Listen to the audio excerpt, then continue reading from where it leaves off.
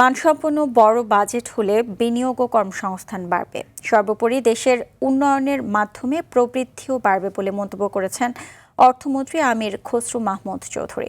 আগামী ৩ মাসের মধ্যে ব্যবসার ক্ষেত্রে বিদ্যমান সমস্যার সমাধান করার আশ্বাস দেন তিনি। রাজধানীর একটি হোটেলে জাতীয় রাজস্ব বোর্ডের পরামর্শ কমিটির বৈঠকে ব্যবসায় হয়রানি বন্ধের তাগিদ দেন ব্যবসায়ীরা। করের হার না বাড়িয়ে এর আওতা বাড়ানোর কথা বলেন তারা। আলোচনায় স্বর্ণ ব্যবসার সম্ভাবনার কথা তুলে ধরেন বাণিজ্যমন্ত্রী খন্দকার আব্দুল মুক্তাদির।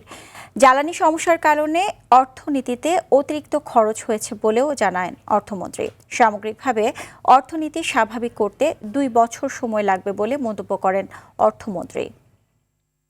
ট্রান্সপোর্টেশনের জন্য আপনাদের ব্যবসা বাণিজ্যের ইজ অফ ডুইং বিজনেসের যে কস্ট অফ ডুইং বিজনেস যেখানে যেখানে আপনারা বাধাগ্রস্ত হচ্ছেন আপনারা বলেন, আমরা সেগুলো সরিয়ে দেব। ইজ অফ ডুইং বিজনেসে কোথায় কোথায় আপনাদের বাধাগ্রস্ত হচ্ছে আপনারা বলেন।